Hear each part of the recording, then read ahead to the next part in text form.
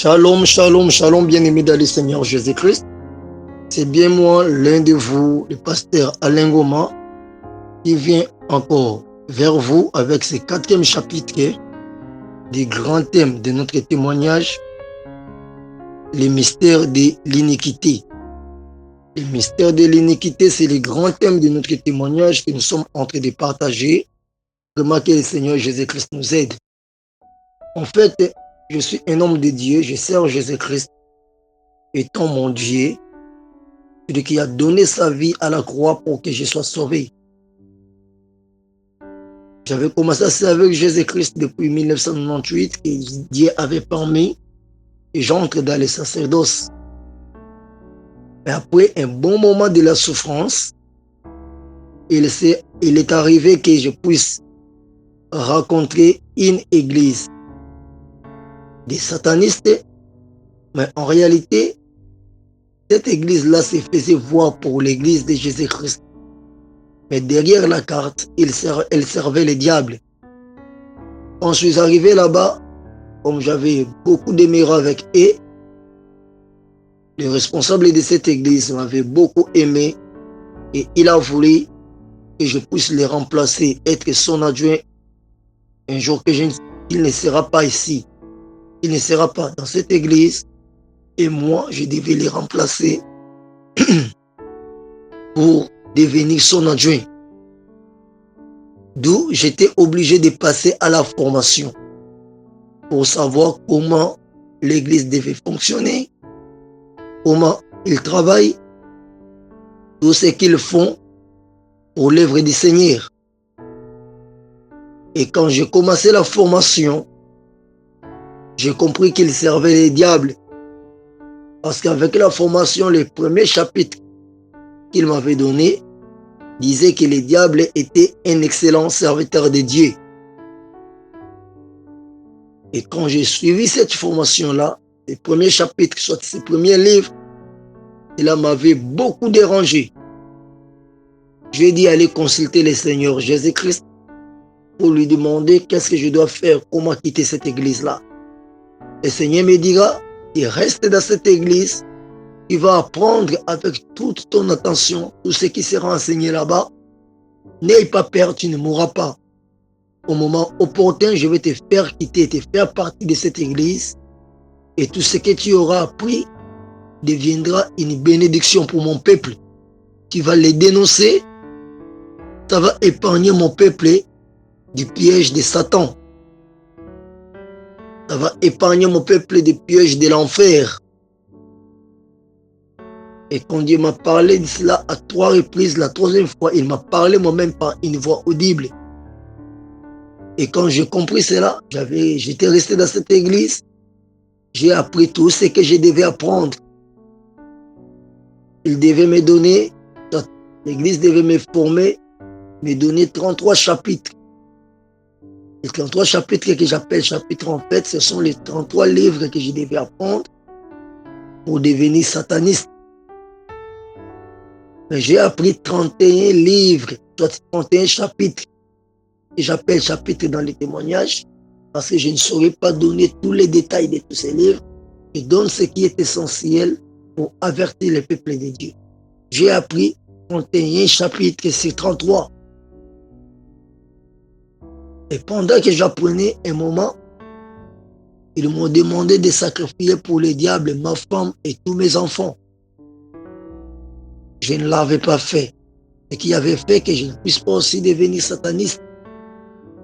À la place de faire cela, j'ai cherché l'Éternel, j'ai cherché le Seigneur Jésus-Christ, j'ai prié et j'ai affronté tous ces réseaux de satanistes au nom puissant de Jésus-Christ.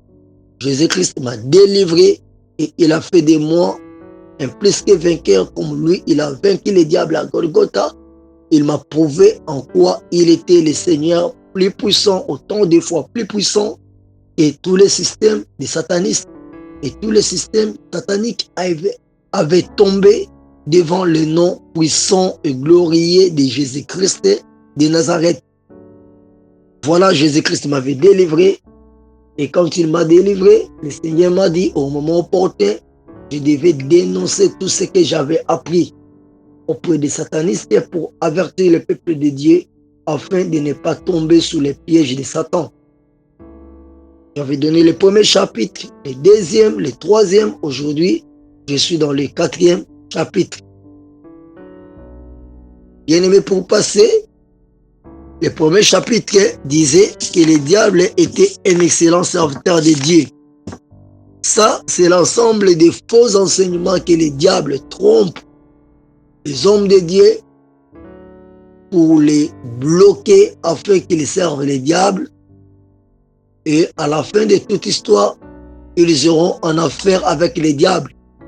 Mais le diable est en train de les tromper. Il ne faut jamais croire à ces enseignements. Quand il les rencontrera dans ta vie, il faut fuir, quitter l'endroit où tu vas écouter un homme de Dieu te prêcher ces enseignements. Les autres ne te prêcheront pas ces enseignements du début à la fin, mais ils vont utiliser quelques phrases pour t'induire en erreur et t'emmener en enfer. Quand tu vas écouter un homme de Dieu te parler de ces enseignements d'une manière ou d'une autre manière, il faut fuir, il faut te sauver, il faut quitter cette église-là. Ils m'ont enseigné le premier chapitre, ils ont parlé que le diable était un excellent serviteur de Dieu. C'était des mensonges sur lesquels il ne faut pas ajouter ta foi. Et le deuxième chapitre, ils m'ont parlé, soit le deuxième livre, comment se connecter au diable et à tous ces démons, à tous ces esprits démoniaques pour devenir puissant. J'ai parlé de cela, il faut chercher cela, tu vas les trouver. Bien-aimé, quand tu écoutes de telles choses, il faut faire attention. Le mystère de l'iniquité travaille, le diable agit. Mais notre Seigneur Jésus-Christ est très puissant que le diable. Il est grand temps pour toi, pour te sauver, tu dois faire beaucoup d'attention. Le troisième chapitre, je l'avais aussi donné, ça parlait sur l'émancipation de l'Église. Essaye de chercher cela, tu seras béni, tu seras fortifié et édifié. Aujourd'hui, je commence avec le quatrième chapitre qui a pour thème la concentration pour dominer. Bien aimé, c'est le quatrième chapitre que je commence aujourd'hui. La concentration pour dominer. C'est quoi? Qu'est-ce que ça veut dire la concentration pour dominer? Bien aimé dans le Seigneur, dans ce chapitre ici, on me parlait, soit on me montrait comment je peux me concentrer pour dominer le monde. Comment je peux me concentrer pour devenir l'homme puissant qui va travailler avec Satan et tout le monde qui se présentera devant moi, je serai très puissant plus que lui. Il sera sous mon contrôle. Je vais les dominer et je deviendrai quelqu'un qui va diriger l'Afrique. C'est pour cela que moi j'étais préparé. Comment se concentrer pour dominer, ou bien soit comment un homme de Dieu peut se concentrer profondément pour devenir très puissant et dominer tout le monde. Ça, le quatrième chapitre que je m'avais donné et je vais partager avec tout le monde qui va me suivre. Comprends le sens de ce que j'ai dit. Je dis que ça, ce sont les faux enseignements et tu ne dois pas ajouter ta foi sur cela. Quand tu vas rencontrer quelqu'un qui te parler des choses que je vais te dire ici, bien-aimé, sauve-toi. Le mystère de l'iniquité agit déjà. Fais attention. Bien-aimé, tu vas rencontrer beaucoup des églises, beaucoup de gens. Là, je commence par t'enseigner ceci. Tu dois faire beaucoup d'attention quand tu rencontres déjà un homme de Dieu qui veut te montrer comment dominer. Tu verras dans les églises, on parlera de ces chapitres, mais on ne parlera pas de ces chapitres, comme je l'ai dit ici, la concentration pour dominer. Tu verras les grands hommes de Dieu partout dans le monde qui aiment toujours parler de la domination. Les uns te diront, nous sommes nés pour dominer. Les autres te diront, nous sommes nés pour régner. Donc, et la domination, c'est la clé. Et l'homme de Dieu ou les enfants de Dieu doivent travailler pour dominer partout. Ils te diront pour dominer contre les démons, pour dominer les diables, pour dominer le monde et les systèmes des ténèbres. Mais en réalité, ils veulent parler de la domination. Et cette domination, ils vont cacher beaucoup de choses. Ils préparent l'esprit des enfants de Dieu de tout faire pour régner. Tout faire sauf rien pour régner. Ils préparent les enfants de Dieu, les églises de Jésus-Christ, de tout faire pour dominer. Et non de tout faire pour entrer au ciel. Ils ne montrent pas aux enfants de Dieu comment faire pour entrer au ciel, pour se sauver. Mais en fait, ils vont te montrer comment faire pour dominer ce monde, pour acquérir toutes les richesses de ce monde, pour devenir l'homme riche. Comment faire pour que tes rêves se réalisent? C'est qu'ils vont te parler. Et ils vont te parler en un mot, comment dominer ce monde. Comment faire pour dominer ce monde. Dominer tous les systèmes. Dominer tes adversaires. Dominer tes ennemis. Dominer les autres enfants de Dieu. Dominer les autres serviteurs de Dieu. Dominer les autres églises. Dominer dans les entreprises. Régner, c'est tout ce qu'ils vont t'enseigner. Mais ils ne te parleront pas en profondeur. C'est ce que je te parlerai aujourd'hui, la concentration pour dominer. Et je t'invite à comprendre cela. Et je répète, c'est l'ensemble des faux enseignements que le diable s'est servi pour détruire l'église de Jésus-Christ. La concentration pour dominer. J'aimerais qu'on puisse commencer d'abord par lire la Bible et la parole de Dieu et nous allons descendre dans notre prédication, soit dans notre enseignement que le diable donne pour détruire l'église de Jésus-Christ. Pourquoi je donne cet enseignement, soit ces enseignements? C'est pour avertir le peuple de Dieu. C'est pour avertir le peuple de Jésus-Christ que les mystères de l'iniquité travaillent, le diable travaille, il s'est infiltré dans l'église de Jésus-Christ.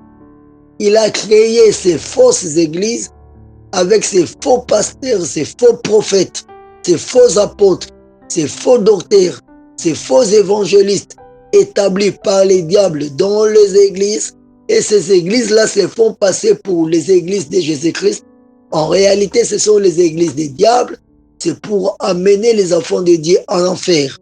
Et dans ces églises-là, ils forment les serviteurs de Dieu, soi-disant les serviteurs de Dieu, qui sont en réalité les serviteurs des diables, pour détruire les enfants de Dieu afin de les amener en enfer avec les diables.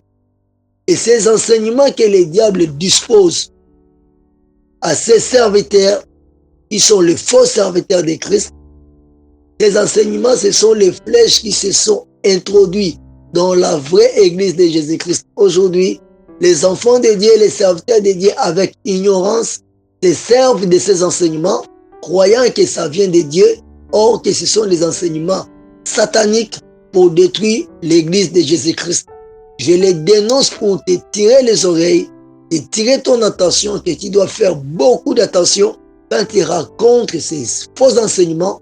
Tu dois te sauver pour ne pas aller en enfer, pour ne pas tomber dans la perdition. D'où faites attention. Ce que tu vas écouter, ce sont les faux enseignements que les Satan, les diables, a introduit, a injecté dans l'église pour détruire les enfants de Dieu. Moi, j'ai été formé là-bas. Quand Jésus-Christ m'a délivré, maintenant je dénonce tout ce que les diables, Satan m'avait appris pour t'aider de ne pas tomber dans l'erreur.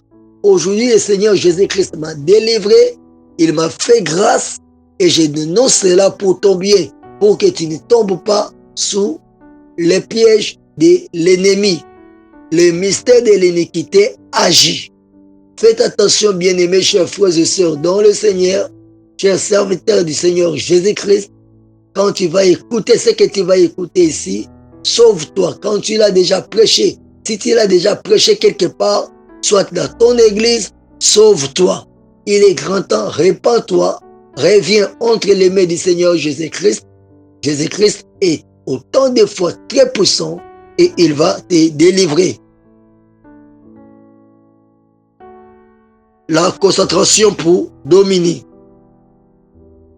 En fait, bien-aimés, ouvrons la Bible dans le livre de Matthieu chapitre 24. Nous commençons par le verset 1 jusqu'au verset 5. Matthieu 24, verset 1 jusqu'au 5e verset. Que dit la Bible? Comme Jésus s'en allait au sortir du temple, ses disciples s'approchaient pour lui en faire remarquer les constructions. Mais Jésus leur dit, « Voyez-vous tout cela? Je vous le dis en vérité, il ne restera pas ici pierre sur pierre qui ne soit renversée. » Jésus s'assit sur la montagne des Oliviers. Et les disciples vinrent en particulier lui faire cette question. « Dis-nous, quand cela arrivera-t-il? Et quel sera le signe de ton avènement et de la fin du monde? » Jésus leur répondit, « Prenez garde que personne ne vous séduise, car plusieurs viendront sous mon nom, disant, c'est moi qui suis le Christ, et ils séduiront beaucoup de gens. » Bien-aimés, dans ce passage de Matthieu 24, ici, vous allez remarquer que les disciples s'étaient approchés de Jésus-Christ pour lui faire remarquer les constructions du temple. Quand ils étaient s'approchés de Jésus-Christ pour lui parler, lui faire remarquer comment le temple était bien construit, comment les matériels avec lesquels on avait construit le temple étaient précieux, ce qui était important auprès des disciples.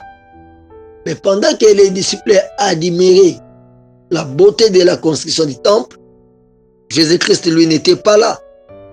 Jésus-Christ, lui, voyait la destruction de ce temple. Mais les disciples admiraient la construction du temple. Jésus-Christ, lui, voyait comment les diables étaient en train de travailler et comment lui-même, Jésus-Christ, devait détruire l'œuvre du diable, devait détruire les temples. Et les disciples étaient en train d'admirer les constructions. Voyez? Alors, bien-aimé dans le Seigneur, je commencerai par te dire ceci. Le temps où nous sommes en train de traverser, beaucoup des enfants de Dieu, beaucoup des hommes de Dieu, leur attention sont attirés sur les constructions des temples. Comment construire le temple? Comment faire un temple? Un beau temple? Un grand temple? Par où ils doivent servir Dieu. Et ils appellent ça leur vision. Donc la vision qu'ils ont, c'est de construire un grand temple avec beaucoup de monde, avec beaucoup de gens. Un temple qui sera construit de confort. Un beau temple qui coûtera très cher. Qui sera une très grande église en étage. Qui sera un stade. Qui sera, donc c'est comme ça, les enfants de Dieu, les hommes de Dieu, leur attention, c'est comme les disciples, est arrêtée sur la construction des beaux temples, comment le temple sera.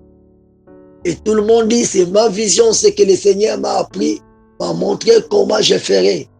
Oui, c'est bien.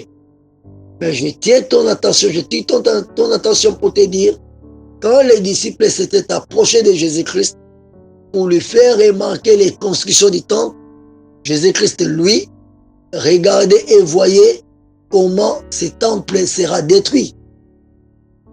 Pour te dire ceci, le temps où nous sommes en train de traverser, nous sommes au temps de la fin.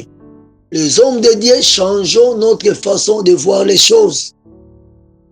C'est le temps de voir comment Jésus-Christ va revenir, comment ce monde sera détruit. Comment les enfants de Dieu doivent se sauver pour ne pas aller en enfer. Quand notre attention, bien ton attention, est attirée comment faire une grande chose pour Dieu, moi je te dis, c'est le moment, c'est l'heure de te réveiller, de te préparer et voir comment préparer l'église de Jésus-Christ pour la fin de ce monde, pour le retour du Seigneur Jésus-Christ, afin que l'église de Jésus-Christ se prépare et ne puisse pas aller en enfer. se préparer, construire un grand temple, faire des grandes choses pour Dieu, or que c'est bien. Mais ce que le Seigneur Jésus-Christ veut aujourd'hui, c'est de préparer son peuple pour son retour. Alors, quand les disciples s'étaient approchés du Seigneur Jésus-Christ pour lui faire remarquer les constructions de ce temple, la Bible dit que Jésus-Christ leur dit, voyez-vous tout cela? Je vous le dis en vérité, il ne restera pas ici, pierre sur pierre, qui ne soit renversé. Tu vois? Bien-aimé, tu vois toutes ces grandes églises que tu es en train de voir, qui sont en train d'être construites. Nous sommes au temps de la fin.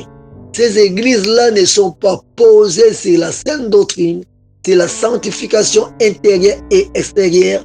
Les hommes de Dieu sont dans la distraction et ne veulent pas prêcher le dépouillement, ne veulent pas préparer l'église de Jésus-Christ pour le retour de Jésus-Christ, pour la rencontre du Seigneur Jésus-Christ dans les airs. Et moi, je vous dis, comme Jésus-Christ l'avait dit dans la Bible, toutes ces églises que vous êtes en train de voir, je vous l'ai dit en vérité, il ne restera pas pierre sur pierre sur toutes ces églises-là. Toutes ces églises seront renversées. Le Seigneur Jésus-Christ revient bientôt. Raison pour laquelle j'attire votre attention, toi qui es homme de Dieu, qui est en train de me suivre, ne te laisse plus sur les distractions. Tout ce que nous sommes en train de vivre à ce moment de la fin du temps, c'est pour te dire que le Seigneur Jésus-Christ est à la porte. Il revient bientôt. Prépare l'église de Jésus-Christ à la rencontre du Seigneur Jésus-Christ. Attire l'attention des enfants de Dieu qu'ils doivent vivre dans la sanctification intérieure et extérieure. L'église du Seigneur Jésus-Christ va se dépouiller, abandonner les secondaires pour ce qui est essentiel, le salut des âmes. Les enfants de Dieu ne doivent pas se laisser dans des choses, dans des futilités de ce monde, dans des maquillages, dans des beautés inutiles, dans des choses-là qui attirent les diables afin de les séduire. Mais les enfants de Dieu doivent se repentir, vivre dans la sanctification totale, afin que si le Seigneur revient maintenant, que tout le monde soit sauvé.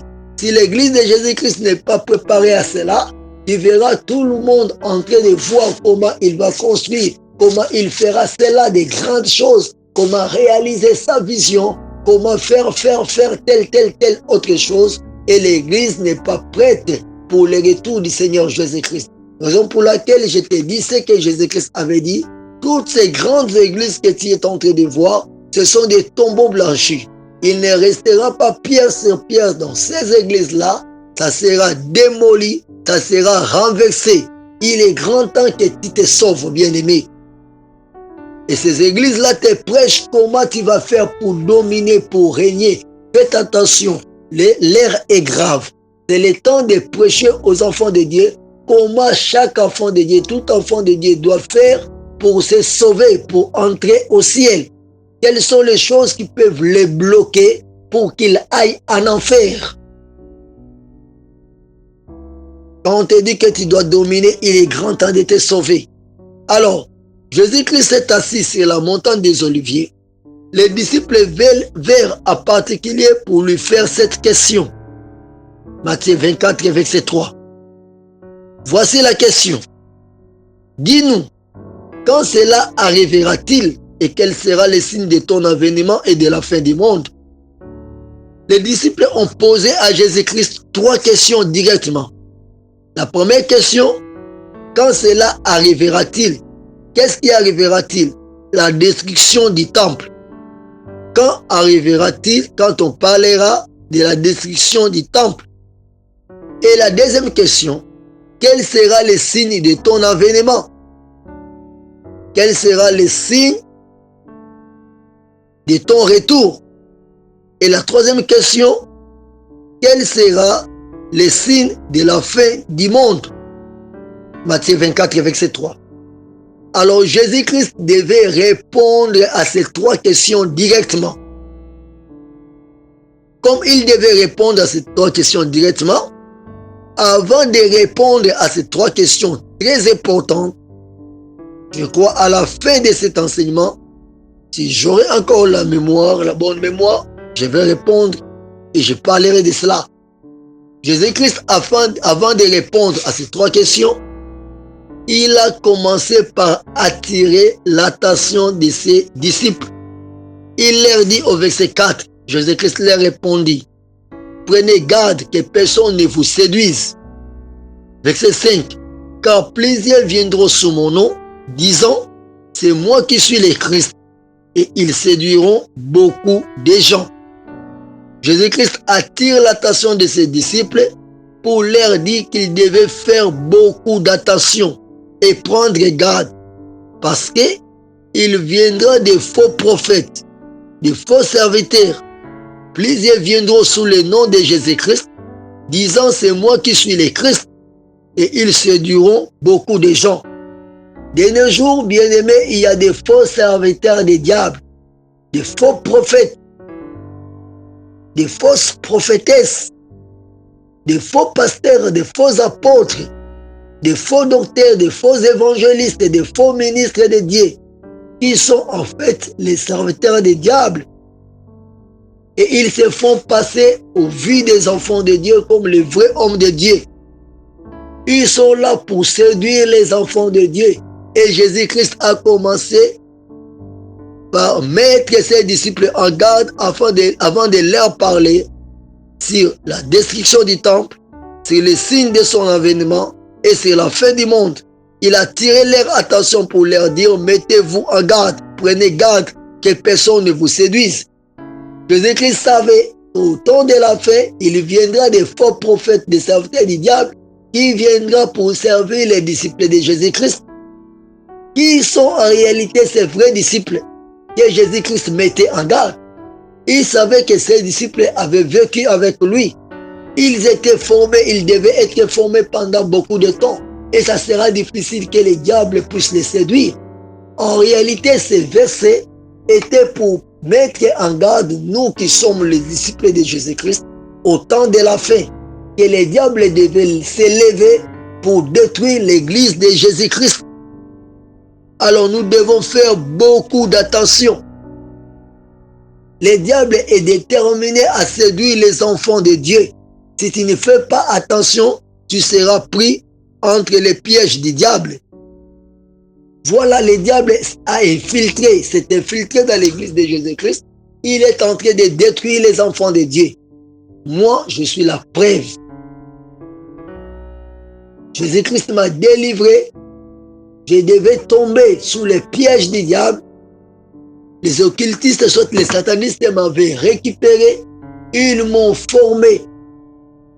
Bien-aimé, cette formation que j'avais reçue, je devais être le pasteur qui devait diriger les satanistes en Afrique. Mais quelle sorte de satanistes que je devais diriger? Je devais diriger les soi-disant hommes de Dieu qui se font passer comme les vrais serviteurs de Dieu, mais en réalité, ce sont des serviteurs du diable qui ont des églises, qui dirigent des grandes églises en Afrique, mais ils servent les diables et ils trompent les gens. Ils sont les serviteurs de Dieu. Faites attention. Ils ont les faux enseignements. Ils sont en train de les introduire dans les églises de Jésus-Christ. Et ce sont les enseignements du diable, de Satan. Quand tu vas les écouter, il faut faire beaucoup d'attention. Et aujourd'hui, je suis dans le chapitre 4. Ils m'ont donné ça, c'était tout un livre. Moi, je l'appelle un chapitre parce que je donnerai ce qui est essentiel. Alors, ce chapitre parlait de quoi? Ce chapitre a pour thème la concentration pour dominer. Comment faire pour dominer? Soit l'usage de la concentration. Ça veut dire quoi? La concentration pour dominer, c'est un chapitre qui demande aux serviteurs de Dieu comment garder un profond silence, comment être concentré pendant un temps pour dominer toute personne qui est devant toi. Pour dominer toute personne qui est dans ton auditoire, toute personne qui est dans ton église. pour dominer toute personne qui attendra parler de toi. Tu deviendras au-dessus de tout le monde. Tu dois dominer même tes adversaires, même ceux-là qui parlent mal contre toi aujourd'hui. Demain, ils deviendront tes fanatiques. Ils vont t'acclamer et ils parleront à ton honneur. Comment faire pour dominer le monde? Et tu dois te concentrer. Ça veut dire quoi te concentrer? Tu seras quelqu'un, si tu veux dominer, chaque fois que tu seras devant les gens, qu'est-ce que tu feras? Tu vas te concentrer un moment et pendant ta concentration, tu vas garder silence. Et tout le monde qui va entrer en contact avec toi, qui va te voir, sera dominé par une puissance satanique qui sortira de toi et qui va dominer l'auditoire, la foule, l'église, peu importe le nombre de gens qui sera devant toi, ils seront dominés. Comment cela va se faire? Ils m'ont dit ceci. Tu es un homme de Dieu. Quand tu vas entrer dans la salle, soit dans ton église, soit dans l'auditoire, avant de commencer la prédication, tu seras là devant la chaire, tu demandes à tout le monde de ne plus rien faire, de lancer leur attention vers toi. Tu demanderas à tout le monde de te regarder calmement. Et quand tout le monde sera calme pour te regarder, pendant quelques secondes, 5, 6 ou bien 10 secondes, toi tu es là devant tout le monde, tu gardes le silence et tu regardes la salle. Tu regardes l'auditoire. Et quand tu vas regarder tout le monde dans la salle, tu fais circuler tes regards partout. Et là, l'église garde calme pendant quelques secondes. Et si l'église garde silence, pendant le temps où l'église garde silence, toi tu es concentré. Et dans ce silence-là, le diable va faire sortir une puissance en toi, toi qui es le prédicateur, le serviteur du diable. Il va faire sortir une puissance en toi. Et cette puissance-là va marcher dans la salle. Et tout le monde qui sera dans la salle sera sous ton contrôle, sera sous ta puissance. Et tout ce monde-là, personne ne pourra dire un mot. Alors tout ce que tu vas communiquer à la salle sera accepté tel que tu vas les transmettre. Personne ne saura s'opposer contre toi. Personne ne pourra te contredire, même si tu annonces des mensonges, tu annonces des faux enseignements. La salle qui sera devant toi ne va que dire oui et amen. Personne n'aura l'intelligence de discerner ce que tu es en train de leur dire est la vérité ou le mensonge. Et tout ce que tu vas demander à la salle, ils vont les respecter. Ton église là va mettre en pratique tout ce que tu vas demander. Ils vont t'acclamer, ils vont t'élever, ils vont te défendre. Même si tu fais quelque chose qui est mauvais contre la Bible, contre la parole de Dieu, même si tu commets des actes abominables, même si tu commences à pécher, même si tu leur montres quelques vérités qui sont sataniques, et ils seront là toujours pour t'acclamer. Parce que tu vas déjà dominer ton auditoire. Et même si tu fais des actes les plus mauvais, et ils seront là pour te défendre. Et tu verras dans cet auditoire, soit dans cette église-là dirigée par les faux enseignements sataniques, par un serviteur du diable, même s'il leur montre des choses cachées qui viennent du monde des ténèbres, ils seront là toujours pour l'acclamer, pour acclamer ces serviteurs du diable. Et tu verras dans cette église-là, il y a des grands hommes très intelligents, des grands hommes qui ont beaucoup étudié. Les uns sont aussi les serviteurs du diable, comme ils se connaissent tous, ils servent les diables pour tromper la vigilance des enfants de Dieu dans le monde qui est aussi pris. Ils vont se cacher derrière ces églises-là. Les autres aussi ne servent pas en fait les diables, mais leur intelligence est bloquée. Donc ils ne peuvent pas se sauver, ils ne peuvent pas quitter ces églises-là parce qu'ils ont une intelligence déjà travaillée dans les mondes des ténèbres. Ils sont déjà dominés. Donc leur intelligence humaine est bloquée à tel niveau qu'ils ne puissent pas comprendre qu'ils sont dans l'erreur, ils sont dans la perdition. Voilà pourquoi la Bible dit, au temps de la fin, les gens ont l'intelligence pour ne pas comprendre. Ils ont les yeux pour ne pas voir. Ils ont les oreilles pour ne pas entendre. Le mystère de l'iniquité agit. Alors quand le serviteur va se concentrer pour dominer, il va dominer tout le monde dans la salle et tout le monde sera maintenant sacrifié pour accepter les faux enseignements démoniaques ou bien les faux enseignements du diable. Bien-aimés, quel verset qu'ils ont commencé par m'enseigner? Ils ont commencé par m'enseigner, là je commence, dans les livres des Actes des Apôtres, chapitre 3, verset 1 jusqu'au 9e verset. La concentration pour dominer, c'est le 4e chapitre, dans les grands thèmes qui est le mystère de l'iniquité. Ils m'ont donné les livres des Actes des Apôtres, chapitre 3, verset 1 jusqu'au 9e verset. Lisons les Saintes Écritures. Et j'ai dit, faites attention, le diable utilise toujours la Bible, mais il change le vrai contexte pour amener les gens en enfer. Quand tu vas écouter, on te prêche ce que je te dis aujourd'hui, fais attention. Et les explications du diable sont à peu près, ça marche à peu près comme les vraies explications du Saint-Esprit. Alors quand tu ne fais pas attention, tu dois croire à cela. Ce sont les faux enseignements. Je te donne la mauvaise façon, la mauvaise explication que le diable donne aux enfants de Dieu pour les amener en enfer. Fais attention.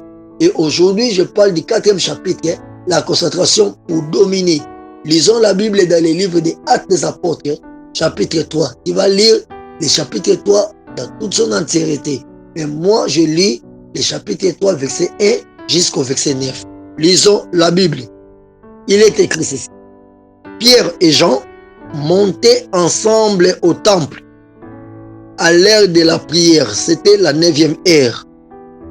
Il y avait un homme boiteux de naissance qu'on portait et qu'on plaçait tous les jours à la porte du temple appelé la Belle pour qu'il demandât l'aumône à ceux qui entraient dans le temple. Cet homme, voyant Pierre et Jean qui allaient y entrer, leur demanda l'aumône. Pierre, de même que Jean, fixa les yeux sur lui et dit, « Regarde-nous. » Et il les regardait attentivement, s'attendant à recevoir d'eux quelque chose. Alors Pierre lui dit, « Je n'ai ni argent, ni or, mais ce que j'ai, je te le donne. Au nom de Jésus-Christ de Nazareth, lève-toi et marche. » Et le prenant par la main droite, il les fit lever. Au même instant, ses pieds et ses chevilles devinrent fermes. D'un saut, il fit debout et il s'est mis à marcher. Il entra avec eux dans les temples, marchant, sautant et louant Dieu. Tout le monde les vit marchant et louant Dieu. La parole du Seigneur Jésus-Christ. Bien-aimé, que le Seigneur Jésus-Christ te bénisse. Je suis dans le 4e chapitre qui dit la concentration pour dominer. C'est ça le thème du 4e chapitre. Comme je disais, ici, on m'apprenait comment dominer. Alors je mets en garde quand tu es dans une église où on parle toujours de la domination. Comment dominer, comment régner, comment devenir riche, comment. Et je ne veux pas dire que quand on parle de la prospérité, c'est mauvais, c'est péché. Non, la prospérité se trouve dans la Bible, mais la prospérité, il faut faire beaucoup d'attention. Ce n'est pas les thèmes clés pour le salut des âmes. Jésus-Christ revient bientôt. Alors ici, on parle de la domination. On veut que tu domines, que tu sois bien, que tu sois grand, que tu sois riche, que tu sois géant. Attention. Alors, qu'est-ce qu'on m'a parlé de la concentration? Comment se concentrer pour régner, pour dominer? Écoute, suis-moi de près, bien-aimé. Actes chapitre 3 et 9. La Bible dit, si vous allez voir quand vous lisez bien, Ici, on parle d'un paralytique, d'un boiteux, qu'on plaçait tous les jours à la porte du temple pour qu'il demande l'aumône. Alors, tout le monde qui entrait dans les temples donnait l'aumône à ces boiteux. Mais un jour, il s'est fait que cet homme-là, dans le temple, dans la porte du temple, qu'on appelait la Belle, il va voir Pierre et Jean venir dans le temple. Et il les a aussi demandé, il leur a demandé l'aumône, comme c'était son habitude. Écoute maintenant le 4e verset. Actes chapitre 3, verset 4. Pierre, de même que Jean, fixa les yeux sur lui et dit, regarde-nous. Verset 5. Et il les regardait attentivement, s'attendant à recevoir d'eux quelque chose. Verset 6. Alors Pierre lui dit, je n'ai ni argent ni or, mais ce que j'ai, je te les donne. Au nom de Jésus-Christ de Nazareth, lève-toi et marche. Ici, il y avait un miracle qui s'était produit. Les paralytiques qui demandaient l'aumône à Pierre et à Jean, il s'est fait que Pierre et Jean ont déclaré à ces paralytiques, Pierre lui avait dit qu'il n'avait ni argent ni or, mais il avait seulement le nom du Seigneur Jésus-Christ, le nom puissant du Seigneur Jésus-Christ. Pierre n'avait que le Seigneur Jésus-Christ avec lui. Et il a donné le Seigneur Jésus-Christ à ces paralytiques. Et ces paralytiques a exécuté l'ordre. Il s'est levé et il avait marché. Un miracle s'était produit. Mais ici maintenant, comment s'était produit ce miracle? D'après les satanistes, ils ont dit ceci au verset 4. Écoute ce qui a été dit, ce qui a été écrit. Il a dit Pierre de même que Jean. Donc Pierre avec Jean, les deux, ils ont fixé les yeux sur les paralytiques. Et ils ont demandé aux paralytiques de les regarder. Ça veut dire quoi? Les paralytiques devaient attirer son attention en regardant quoi? En regardant les yeux de Pierre et les yeux de Jean. Alors quand les paralytiques avaient regardé les yeux de Pierre et les yeux de Jean, il y avait une puissance qui est sortie des yeux de ces deux apôtres. Une puissance qui est sortie, une puissance venant de Dieu, est sortie par les yeux de Pierre, par les yeux de Jean, et cette puissance est allée entrer dans la vie des paralytiques. Et les paralytiques étaient là en train de fixer les regards et de regarder Pierre et Jean, comme cela est écrit. Pierre, de même que Jean, fixa les yeux sur les paralytiques et dit, regarde-nous. Comme les paralytiques regardaient Pierre et Jean, et ils les regardaient attentivement, ça veut dire avec attention. Et quand ils les regardaient, ils s'attendaient qu'ils devaient recevoir quelque chose venant de Pierre et Jean. Et ils les regardaient par leurs yeux avec attention. Alors, il me disait que les miracles qui s'étaient opérés, qui s'étaient produits ce jour-là, cela n'était pas venu de la parole de Dieu. Cela n'était pas venu seulement du nom puissant de Jésus-Christ de Nazareth, comme Paul l'avait déclaré, comme Pierre et Jean l'avaient déclaré. Mais cela était venu de quelque part. Et cela avait passé, s'était transmis, cette onction-là, ou bien cette puissance-là, était entrée dans la vie des paralytiques en passant par les yeux de Pierre et de Jean. Tu vois? Donc ça veut dire quoi? Si tu veux devenir puissant, tu veux dominer, tu vas commencer par dominer par tes yeux. Les yeux sont les canaux par lesquels les diables et les mondes des ténèbres travaillent pour dominer l'auditoire, la foule. Tu verras quelqu'un devant toi, même s'il commet un acte abominable, il n'a pas honte, il n'a pas peur, il te regarde, il te fixe ses deux yeux et il te regarde. Les yeux est un monde de communication avec lesquels tu peux dominer beaucoup de gens. Quand tu ne sais plus regarder avec tes yeux quelqu'un qui est en face de toi, que tu aies raison ou tort, que tu sers les diables ou pas, tes yeux ne sont plus en mesure de fixer les regards vers quelqu'un qui est devant toi, tu deviens déjà faible. Alors il faut être fort, te servir de tes yeux pour regarder avec attention. Ne fais pas descendre tes yeux par terre, regarde ceux qui sont devant de toi, la foule qui est devant toi. Et comme ce sont les serviteurs du diable, le diable a infiltré, a introduit, a déposé en eux la puissance satanique. Quand ils vont regarder maintenant la foule qui est devant ces faux serviteurs de Dieu, il y aura une puissance qui sortira de leur corps par leurs yeux. Et quand il suffit que tu regardes là où il est, cette puissance-là viendra vers toi pour te dominer. Et quand le diable va lancer cette puissance-là pour te dominer, ça viendra, ça va te paralyser. Ça va faire quoi? Ça va prendre ton intelligence et le mettre en prison.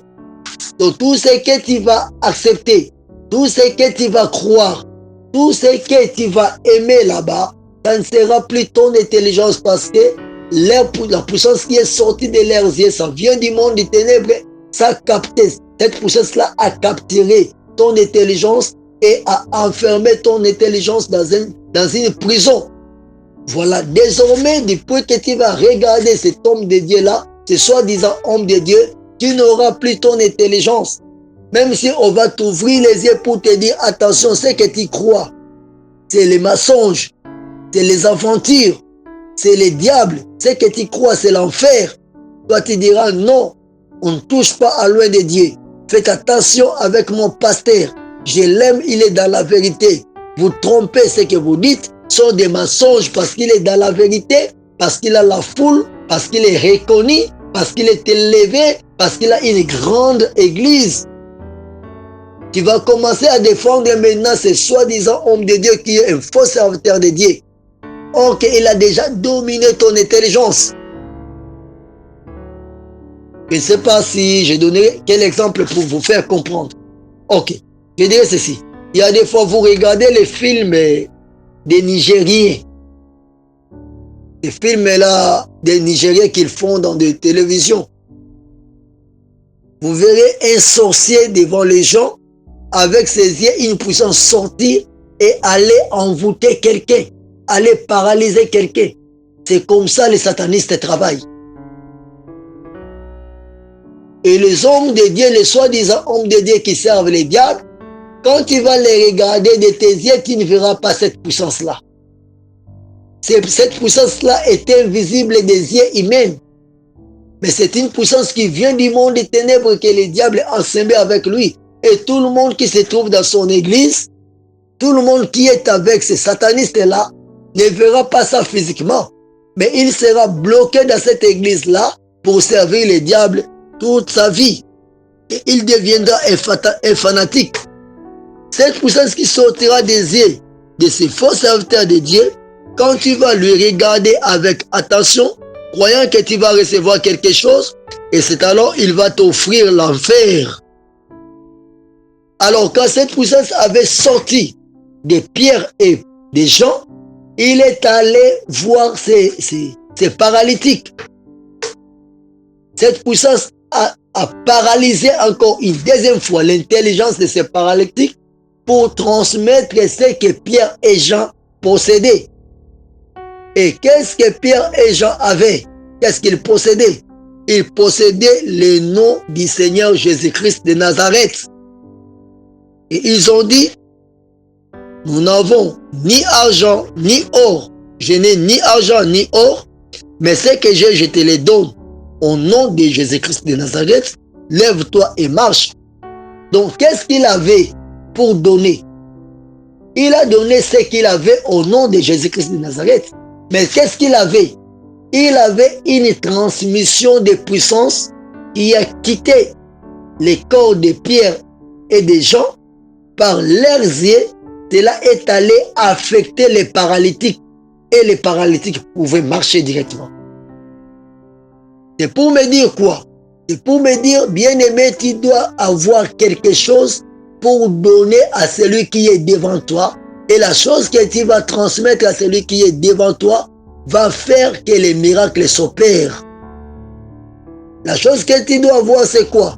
C'est l'onction, la puissance que tu dois recevoir de quelque part pour te permettre de dominer celui qui est au-devant de toi.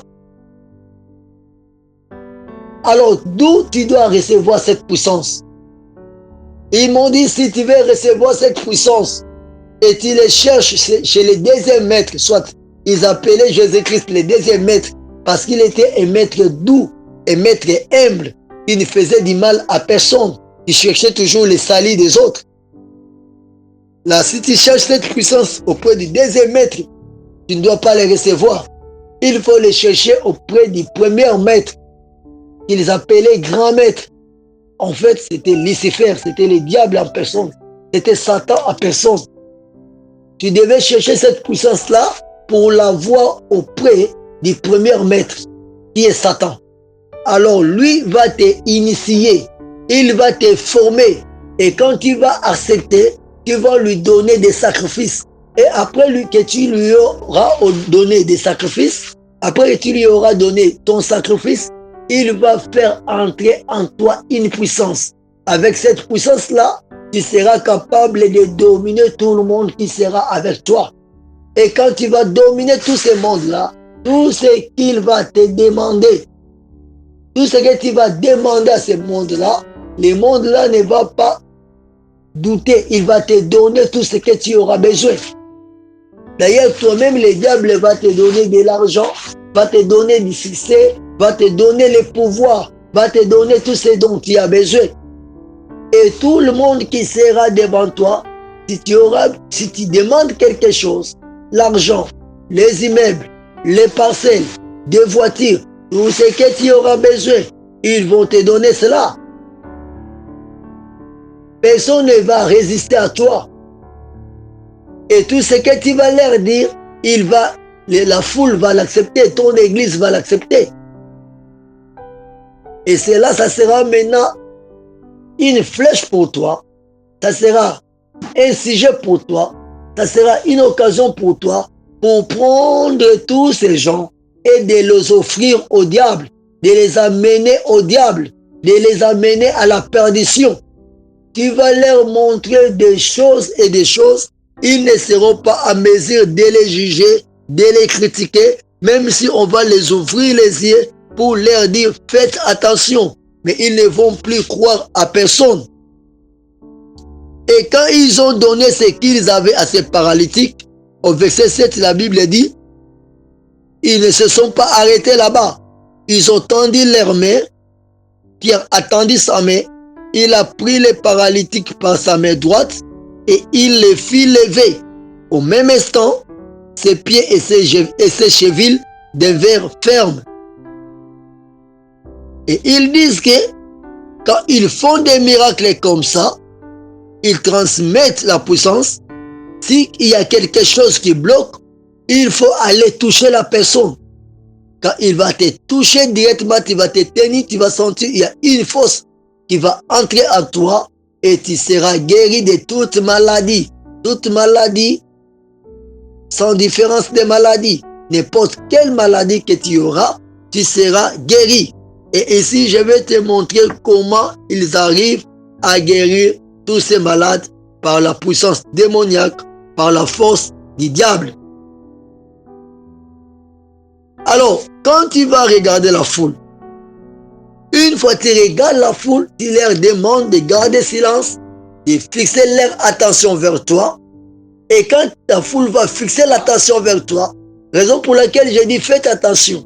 Quand tu vois un pasteur venir dans l'église, si tu ne le connais pas, tu connais seulement qu'il est un homme puissant, tout ça. Il vous dit, concentrez-vous, regardez-moi. Après, il garde silence, il commence à regarder la foule. C'est déjà un signe, et tu dois faire beaucoup d'attention. Et lui, quand il regarde la foule, il fait entrer la puissance du diable et il les communique à la foule pour lui permettre d'opérer beaucoup de miracles. Et quand il regarde la foule comme ça, ou bien soit quand la foule va aussi regarder ces serviteurs du diable, lui directement il domine et il devient l'homme qui va dominer, qui devient le plus puissant, le plus fort de tout le monde. qui va bloquer l'intelligence de la foule. Et directement, il devient Dieu pour tout le monde qui est dans l'auditoire, qui est dans cette église-là. Donc tout le monde, quand il va l'écouter pour eux, ils ne vont plus écouter un homme parler. Ça sera maintenant Dieu qui va les parler, pas Dieu comme créateur. Ça sera maintenant le diable qui va dominer. Ça sera une parole qui va sortir avec une puissance démoniaque pour dominer tout le monde qui va écouter, qui va l'écouter dans la foule, soit dans son église. Et tout le monde qui sera là, il va déclarer qu'il est maintenant, tout ce monde-là se trouve sous son ombre. Il va leur dire, là où vous êtes maintenant, vous êtes sous mon ombre. Ça veut dire, vous êtes sous mon onction. Alors si tu veux recevoir quelque chose qui viendra de moi, sois concentré et accepte de demeurer sous mon onction. Voilà pourquoi je reviens encore pour tenir ton attention. L'homme de Dieu, écoute-moi. Toi qui prêches les enfants de Dieu. Dans le livre de 1 Jean, chapitre 2, verset 20 et verset 27. Nous allons lire ça. 1 Jean, chapitre 2, verset 20 et verset 27. Que dit la Bible? La Bible dit ceci. Pour vous, vous avez reçu l'onction de la part de celui qui est saint. Et vous avez tous de la connaissance. La Bible dit, pour nous qui sommes enfants de Dieu, nous avons reçu l'onction de la part de celui qui est saint. Qui est cette personne-là qui est saint ici? C'est le Seigneur Jésus-Christ. Donc nous avons reçu l'onction de la part du Seigneur Jésus-Christ. Et cette onction nous aide d'avoir tous de la connaissance de la parole de Christ, de la parole de Dieu. Donc nous n'avons pas reçu l'onction de la part des hommes de Dieu. L'onction que nous avons, c'est l'onction que nous avons reçue de la part de Jésus-Christ. Alors quand tu vois un homme de Dieu te dire que tu es sous mon onction, et ils vont se camoufler pour dire que Élisée avait demandé la double portion d'onction à Élie. Et Élie avait dit à Élisée, quand Élisée lui verra pendant qu'il va monter au ciel, Élisée va recevoir la double portion d'Élie. Alors ils vont te dire qu'il existe une double portion d'onction qui vient des hommes de Dieu. Alors quand tu vas vivre avec l'homme de Dieu, tu vas servir Dieu à côté de lui, tu vas apprendre tout ce qu'il va t'apprendre, tu seras capable de recevoir sa double portion de l'onction. Donc tu auras son onction deux fois. Bien-aimé, écoute-moi. Nous ne sommes pas au temps d'Élie et d'Élisée. Nous sommes au temps des apôtres du Seigneur Jésus-Christ. Nous ne recevons plus l'onction qui vient des hommes de Dieu. Nous recevons l'onction qui vient du Seigneur Jésus-Christ, qui est saint. C'est le Seigneur Jésus-Christ qui a oint son église, qui a oint ses disciples, qui a oint ses apôtres, par l'onction qui vient d'en haut, l'onction du Saint-Esprit. Alors, dès que tu reçois Jésus-Christ comme Sauveur et Seigneur, tu deviens enfant de Dieu, le Saint-Esprit vient habiter en toi. On te parlera du baptême du feu. Il faut que tu passes par le baptême de feu. Tu verras les autres allumer le feu et on te dit de sauter ce feu-là 7 fois. Et quand tu vas sauter 7 fois, à chaque fois que tu vas sauter, tu vas crier « Jésus, je reçois l'onction. Jésus, je reçois l'onction 7 fois. » Après la 7e fois, quand tu vas sauter le feu, une puissance va entrer en toi. C'est démoniaque. Le baptême du feu, oui, c'est biblique, mais ce n'est pas on va te poser les mains pour recevoir le feu. Non. La Bible parle du baptême du feu. Mais tu ne verras nulle part dans la Bible où on avait imposé les mains à quelqu'un pour que le feu descende sur la personne. Non. Quand tu reçois Jésus-Christ comme Sauveur et Seigneur, tu reçois le Saint-Esprit vient habiter en toi. Et plus que tu vas demeurer dans le Seigneur, plus que tu vas servir Dieu en marchant dans la sanctification, dans la crainte de la parole de Dieu, le Saint-Esprit va t'éclairer, va te parler, va te montrer des choses qui fera de toi que tu puisses grandir dans la vie chrétienne, soit grandir dans la foi chrétienne. Et au fur que tu vas demeurer dans le Seigneur, c'est comme une vase. Le Saint-Esprit va monter, l'onction va monter et tu seras rempli du Saint-Esprit. Il n'y a pas un baptême, on te dira, viens, aujourd'hui on va te baptiser spécialement du Saint-Esprit. Alors on va te baptiser du feu. Non, tu as reçu déjà le baptême d'eau, cela suffit. Tu as déjà reçu Jésus-Christ comme Sauveur et Seigneur dans ta vie. Tu deviens un enfant de Dieu. Ne cherche pas des choses compliquées. Les apôtres du Seigneur Jésus-Christ, ils ont servi Jésus-Christ Seigneur. Le Seigneur leur avait dit, qu'ils soient là, ils vont recevoir le Saint-Esprit. Le Saint-Esprit descendra sur eux. Le jour de la Pentecôte, le Saint-Esprit est descendu vers les apôtres qui les avaient imposé les mains pour que le Saint-Esprit descende.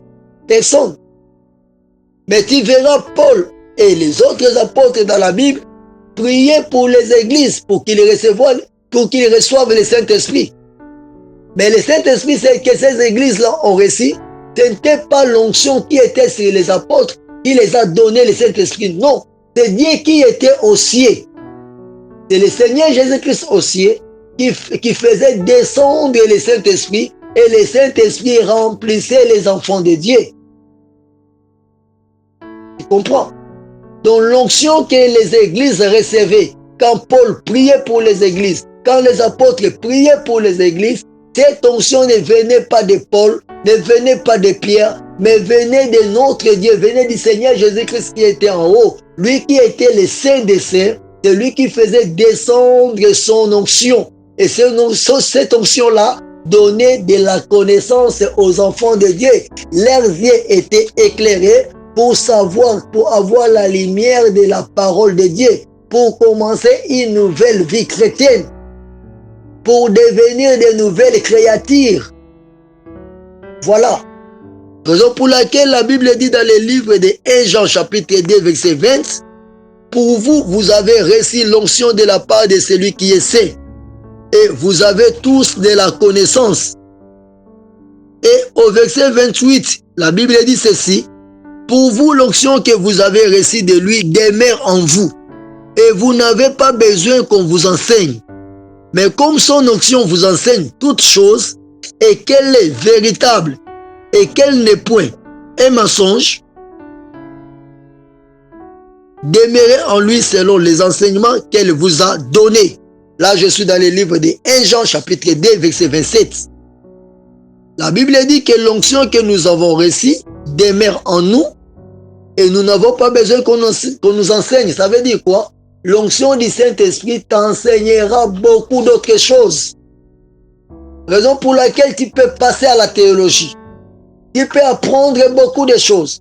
Mais si tu es vraiment un serviteur du Seigneur Jésus-Christ, tu verras au fur et à mesure, le Saint-Esprit va t'enseigner beaucoup de choses.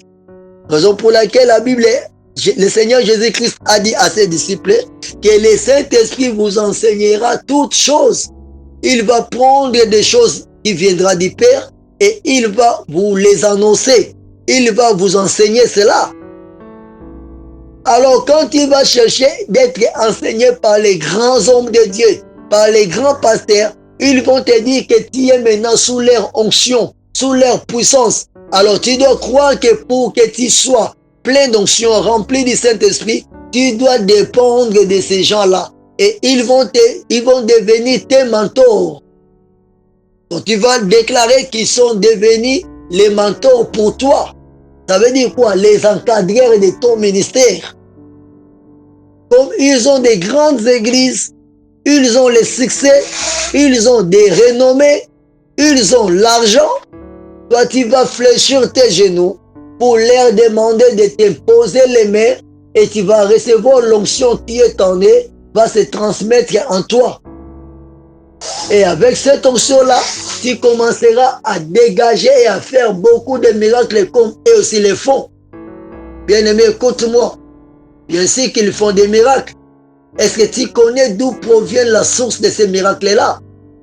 Tu leur vois devenir des grands hommes reconnus dans le monde partout, en train de dominer, s'il dit un mot, tout le monde l'écoute. Mais d'où a-t-il reçu cette onction? Laisse-moi te dire, bien-aimé, cherche l'onction qui vient d'en haut, de la part de celui qui est saint. Cherche que le Seigneur Jésus-Christ puisse t'oindre, que tu sois oint du Saint-Esprit, de la puissance qui viendra d'en haut.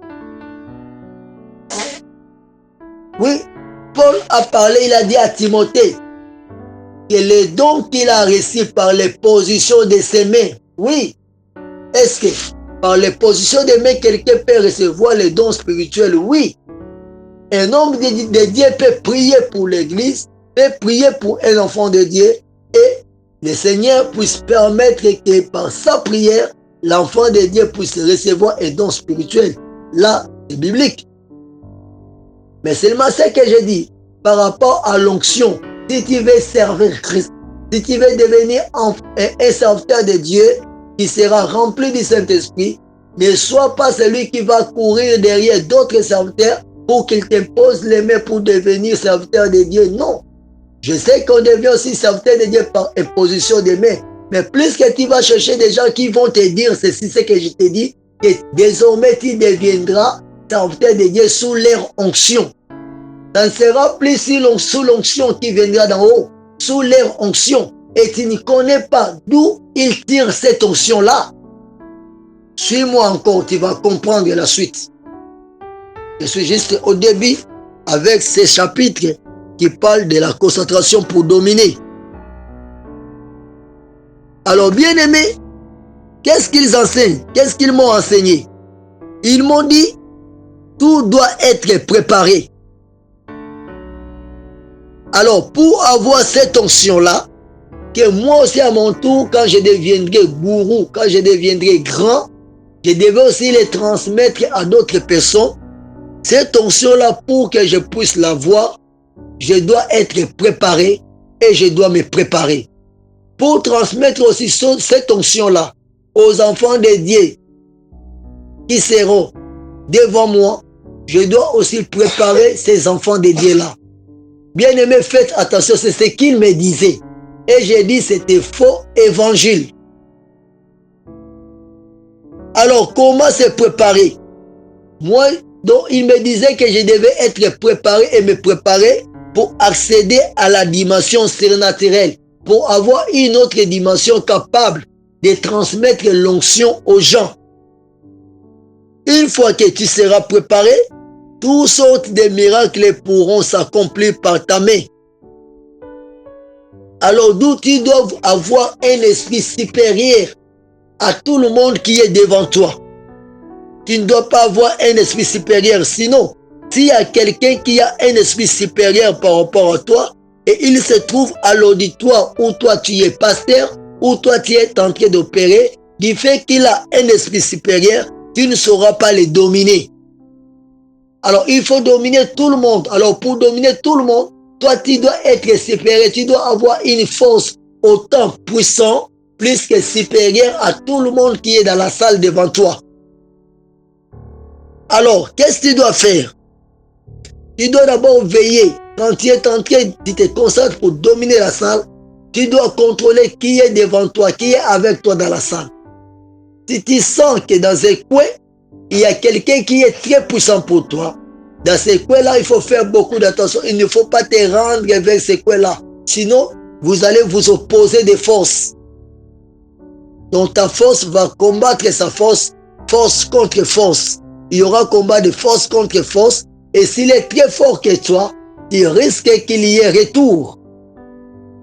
Et souvent, quand tu es dans un auditoire, dans une salle, dans une église, il y a des enfants qui sont les vrais enfants de Dieu. On les appelle des enfants de l'alliance supérieure. On les appelle les enfants de l'alliance supérieure. Ces enfants-là, des alliances supérieures, sont les vrais enfants de Dieu. Donc ces enfants-là qui sont remplis de l'Esprit de Dieu, s'ils se retrouvent, ils viennent entrer dans cette église-là, qui est les églises des satanistes, des gens qui ont fait pacte avec les diables, les gens que le monde appelle, qu'ils appellent les grands hommes de Dieu. Si les vrais enfants de Dieu entrent dans ces églises-là, une fois ils se concentrent pour dominer la salle, il va sentir qu'il y a une puissance qui l'oppose à cet enfant de Dieu-là. Alors si dans ton église, il y a une telle personne, il faut tout faire pour les chasser de ton église, lui créer des problèmes, lui créer des ennuis. Comment tu vas procéder? Il faut l'attirer vers toi, t'approcher de lui. Tu vas l'inviter et faire de lui ton ami. Tu vas essayer, tenter de lui former, de lui faire passer à la formation. Et si ça ne tient pas, tu dois lui créer des problèmes pour les chasser. Ou bien soit par les forces mystiques, tu vas l'attaquer et il va sentir qu'il y a quelque chose qui l'indispose. Et quand il va quitter cet endroit, il ne reviendra plus jamais. Donc tu dois travailler à ce que les enfants de l'esprit de l'alliance supérieure ne se retrouvent pas dans ton église. Et tu dois travailler à ce que tout le monde qui est dans ton église soit dominé par toi. Ces vrais enfants de Dieu t'empêcheront de servir, de faire tout ce que tu veux faire avec toutes tes puissances démoniaques. Faux évangile, attention, je te donne tout ce que le monde des ténèbres commence à fonctionner dans les églises pour détruire les enfants de Dieu. Alors comment maintenant tu devais se préparer pour dominer? Écoute-moi de près, bien-aimé. Comment le monde des ténèbres devait préparer ses serviteurs pour qu'ils dominent? Il prépare ses serviteurs pour dominer en faisant usage du sang. Donc ces faux serviteurs de Dieu, qui sont les serviteurs de Satan, qui ont des grandes églises, qui ont des foules. Je répète, je ne dis pas que toute grande église est une église démoniaque. Non, je ne dis pas. Je ne dis pas ça, bien-aimé. Il y a des grandes églises qui ont beaucoup de gens, mais qui n'ont jamais fléchi les genoux devant le diable. Il y a aussi des petites églises qui n'ont pas beaucoup de gens, mais le pasteur a déjà fléchi les genoux devant le diable. Et tu verras une église qui est petite. Dans 2 semaines, dans 1 mois, ça devient une très grande église. Et tu te poseras la question, comment? Bien-aimé, l'église ne grandit pas systématiquement en nombre. Aujourd'hui, vous êtes 20, demain, vous deviendrez 80, après 3 jours, 150, après 1 mois, 2000 personnes. Attention. Même Jésus-Christ lui-même, il a vécu avec ses disciples. Ils enseignaient partout. Les gens ne croyaient pas facilement à Jésus-Christ. Les miracles ne s'opéraient pas. Les miracles s'opéraient tous les jours. Mais les gens croyaient difficilement à Jésus-Christ. Ils croyaient aux miracles, mais ils ne croyaient pas à Jésus-Christ. Bien aimé, la vraie église qui prêche la vraie parole du Seigneur Jésus-Christ grandit difficilement. Mais les églises là qui sont infiltrées, qui sont conduites par la puissance du diable, vous les verrez grandir en flèche. 1 mois, 2 mois, déjà 400 personnes, 600 personnes, ça grandit comme ça. Il faut faire beaucoup d'attention. Comme ils travaillent pour avoir beaucoup de gens, leur objectif c'est de les amener en enfer. Ils travaillent maintenant avec les sangs. Ils font usage des sangs pour qu'avec les sangs, ils puissent travailler et amener les gens en enfer. Comment ils font usage des sangs? Bien aimé, tu verras dans la Bible comment Dieu demandait à Moïse quand Dieu voulait voir son peuple au-devant de lui. Moïse était obligé de préparer pour Dieu son peuple. Donc, il allait dire au peuple de Dieu que demain, tel jour, Dieu veut vous voir tous au-devant de lui. Moïse préparait le peuple de Dieu pour aller à la rencontre de Dieu. Ça veut dire quoi? Moïse préparait la rencontre de Dieu avec son peuple. Et il préparait aussi le peuple de Dieu pour comment ils doivent être prêts pour aller rencontrer Dieu. Comment Moïse préparait le peuple de Dieu? Il faisait usage du sang. Alors ils m'ont dit, que pour que l'homme de Dieu ait l'onction qui va lui permettre d'écouter Dieu, pour que les miracles se créent, pour que les enfants de Dieu puissent palper, toucher, vivre ces miracles, l'homme de Dieu là doit avoir le sang avec lui dans ses mains. Et avec le sang, beaucoup de choses vont s'opérer.